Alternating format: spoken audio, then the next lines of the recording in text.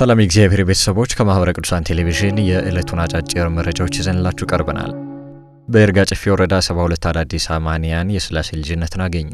በጌዴኦ ኮሬና ቡርጂ ሀገረ ስብከት በይርጋ ጨፌ ወረዳ ቤተ ክህነት የይርጋ ጨፌ ደብረ ታቦር አማኑኤል ቤተ ክርስቲያን ከማህበረ ቅዱሳን ይርጋ ጨፌ ወረዳ ማዕከል ጋር በመሆን ከ3 ወራት በላይ የቅድመ ጥምቀት ትምህርት ሲያስተምራቸው የቆዩ 72 አዳዲስ አማንያን የሥላሴ ልጅነትን አግኝተዋል።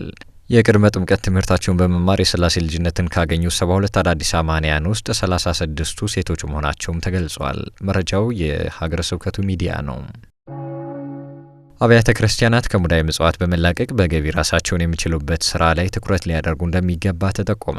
የጌዴኦ ኮሬና ቡርጂ ሀገረ ስብከት በዲላ ደብረ ገነት ቅዱስ ሚካኤል ቤተ ክርስቲያንና በአንዲዳ የአዳሪ አብነት ትምህርት ቤት የተለያዩ የልማት ስራዎችን በተሳካ ሁኔታ ተግባራዊ እያደረገ ይገኛል። ይህንን ተሞክሮ እያስፋፋ የሚገኘው ሀገረ ስብከቱ ቤተ ክርስቲያን ከመንፈሳዊ አገልግሎቷ ጎን ለጎን ራሷን ለመቻል የምታደርገውን ጥረት የሚያጠናክር የዶሮ ልማት ፕሮጀክት በይፋ መጀመሩም ተገልጿል። አብያተ ክርስቲያናትም ይህንን አሰራርና የጥናት ተሞክሮ ዋቢ በማድረግ በየአካባቢያቸው በተለያዩ የልማት ስራዎች ላይ በንቃት ሊሳተፉ እንደሚገባ የተጠቆመ ሲሆን ይህንንም በማድረግ ከሙዳየ ምጽዋት መላቀቅና በገቢ ራሳቸው መቻል እንደሚጠበቅባቸውም ተጠቁሟል። መረጃው የሀገረ ስብከቱ ሚዲያ ነው። የአብነት መምህራን ለነገዋ ቤተ ክርስቲያን ብቁ አገልጋዮችን ለማበርከት ይችሉ ዘንድ ትኩረት ሊሰጣቸው እንደሚገባ ተጠቆመ። በሰሜን ሸዋ ሀገረ ስብከት ቀይት ወረዳ ቤተ ክህነት ስር ለሚገኙ የአብነት መምህራን የመማር ማስተማር ሁኔታን በተመለከተ ውይይት ተደርጓል። በውይይቱ መምህራኑ ደቀ መዛሙርትን በእውቀት በስነ ምግባር ለማነጽ በሚጠበቅብን ልክና በሚፈለገው መንገድ እየሰራን ነው ብለዋል። ወቅታዊ ችግሮችን ተቋቁመን በሚጠበቅብን ልክ ቅድስት ቤተ ክርስቲያንን ለማገልገል እየሰራን ያሉት መምህራኑ አክለውም ለነገዋ ቤተ ክርስቲያን ብቁ አገልጋዮችን ለማበርከት ይችሉ ዘንድ ትኩረት ሊሰጣቸው እንደሚገባ አሳስበዋል። መረጃው የአቡ ቀለምሲስ ሚዲያ ነው። የምስባክ ማውጫ መተግበሪያ ተመረቀ።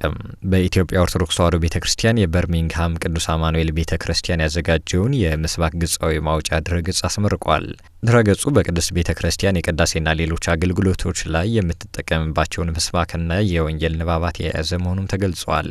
ይህም መተግበሪያውን በመጠቀም አገልግሎቷን ለማስፋፋትና በቀላሉ ተደራሽ ለማድረግ እንደሚያስችልም ነው የተገለጸው። የደብረ ታቦር ዩኒቨርሲቲ ከ250 በላይ ተማሪዎችን በግዕዝ ቋንቋ አስመረቀ። ዩኒቨርሲቲው ከደብረ ታቦር ደብረ ልዑላ መድኃኔዓለም የአራቱ ጉባኤያት ምስክር ጉባኤ ቤት ጋር በስነ ከዋክብት፣ በቅርስ ጥበቃ፣ በቱሪዝም እንዲሁም በብራና ጽሑፍና መሰል ጉዳዮች ላይ በጋራ ለመስራት የሚያስችለውን ስምምነት መፈራረሙ ይታወሳል።